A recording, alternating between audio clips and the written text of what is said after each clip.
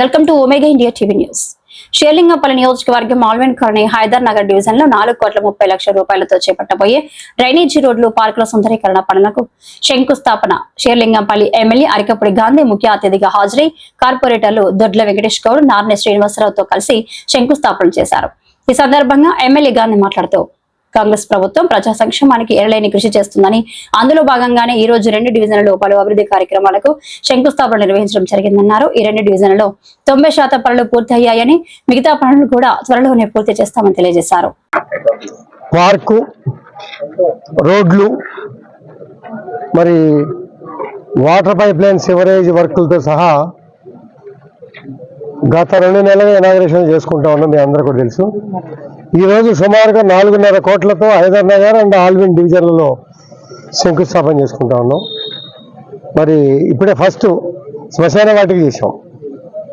ఎవరు వెళ్ళినా కూడా ప్రశాంతమైన వాతావరణం కావాలన్న ఉద్దేశంతో హిందూ శ్మశాన వాటికి 2 ఎకరాలు, మైనార్టీ శ్మశాన వాటికి 2 ఎకరాలు, క్రిస్టియన్ శ్మశాన వాటికి 2 ఎకరాలు, 6 ఎకరాలతో బ్రహ్మాండంగా కోట్ల రూపాయలు ఖర్చు పెట్టి కట్టాం. ఫైనల్ టచ్అప్లు ఉన్నాయి.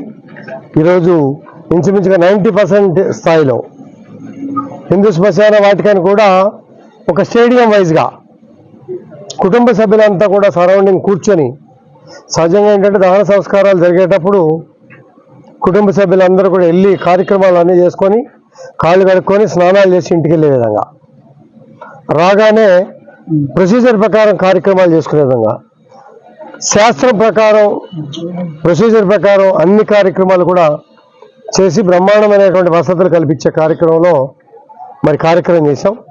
దాంతోపాటు రోడ్ల విషయంలో కానీ, డ్రైనేజ్ విషయంలో కానీ, వాటర్ విషయంలో కానీ ఎక్కడ సమస్యలు రాకుండా వీలైనంత వరకు ఎప్పటికప్పుడు మరి భారీ వర్షాలు కురిసినప్పుడు లోతట్టు ప్రాంతాలు కొన్ని ఉన్నాయి, వాటిని ఇంచుమించుగా 90-95% చేశాం. 9 కోట్ల రూపాయలతో ఒక వారం రోజుల్లోనే ధరణి నగర్ నాలాను కూడా స్టార్ట్ చేయబోతా ఉన్నాం. ఇంకా ఇటువంటి చెరువుల సుందరీకరణ కీలక కార్యక్రమం. ఇప్పటికే షేర్లింగంపల్లి కాన్స్టిట్యున్సీలో మేము సిఎస్ఆర్ ఫండ్ ద్వారా ఎవరికి సంబంధం లేకుండా 10 చెరువుల్ని దత్తా తీసుకునే కార్యక్రమం చేస్తున్నాం. ఈ కుకటపల్లి 3.5 డివిజన్లలో కూడా 3 చెరువులు ఉన్నాయి. హైదర్ నగర్ చెరువుని మొట్టమొదటిగా మొదలు పెట్టబోతున్నాం. 2 జోనల్ కమిషనర్ గారితో మాట్లాడడం. ఎల్లమ్మ చెరువును కూడా సెకండ్ కింద తీసుకోబోతున్నాం. భీములకుంట అనేది దగ్గరలో ఉంది. అది పూర్తిగా ప్రైవేట్ ల్యాండ్ అయ్యి మరి ఆ ఓనర్ పర్మిషన్ ఇస్తే, ఎందుకంటే హెచ్ఎంటి కాలనీ కుటుంబ సభ్యులంతా కూడా ఇక్కడ ఉన్నారు, వాళ్ళ ల్యాండే పర్చేజ్ చేయడం కూడా జరిగింది. కాలనీ కూడా అది కూడా ఇస్తే ఈ ప్రాంత రూపురేఖలు మార్చే బాధ్యత స్వయంగా మేమే కూడా తీసుకుంటాం. ఎందుకంటే హెచ్ఎంటి మిత్రులు కానీ, మిగిలిన మిత్రులు కానీ, రిటైర్ అయినటువంటి మిత్రులు ఎక్కువగా ఉన్నారు. రిటైర్ అయినా సహజంగా ఏంటంటే ప్రశాంత వాతావరణం కావాలి. ఇవాళ ఉన్నది ఇప్పుడు ఇందాక పెద్ద ఆయన చెప్తా ఉన్నది, ఈవినింగ్ లేడీస్, మార్నింగ్ జెంట్స్ బ్రహ్మాండంగా నడుస్తుంది సార్ జిమ్ అని. ఎక్కడున్న స్వేచ్ఛ వాతావరణం, మంచి వాతావరణం, మంచి ఆరోగ్యం కోసం ప్రయత్నాలు చేయాలా. అందుకని శుభ్రత విషయంలో, గ్రీనరీ విషయంలో, ఆక్సిజన్ విషయంలో మరి కార్యక్రమాలు చేసినట్టయితే, అది కూడా భీములకుంట విషయంలో కూడా నేను ఎందుకు చెప్తానంటే చాలా మందికి ఆ కుటుంబంతో దగ్గర సంబంధాలు ఉన్నాయి. మనం ఏం లాక్కోట్లే, చెరువు తీసుకెళ్ళి ఇంకోసారి పెట్టుకోము, చుట్టూ వాకింగ్ ట్రాక్ వేస్తాం. దానిలో ఇప్పుడే అధ్యక్షుల వారికి చెప్పా, పిచ్చి మొక్కలు పెట్టాం సార్.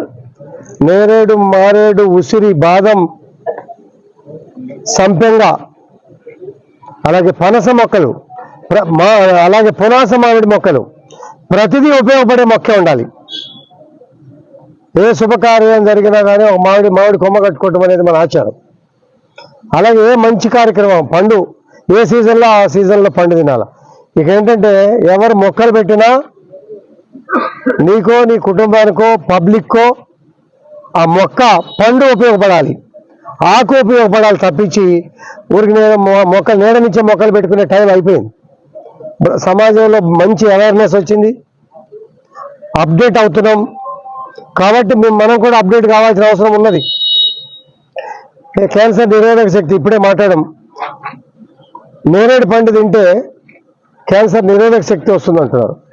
మనకి అంటు రోగాలు కానీ రెసిస్టెన్స్ పవర్ తగ్గటం కానీ కరోనా లాంటి వ్యాధులు కూడా వచ్చి ఇప్పుడు కూడా మనం చూసి నేర్చుకోకపోతే భవిష్యత్తులో మన పిల్లలు కానీ మన మనవాళ్ళు కానీ దెబ్బతింటారు.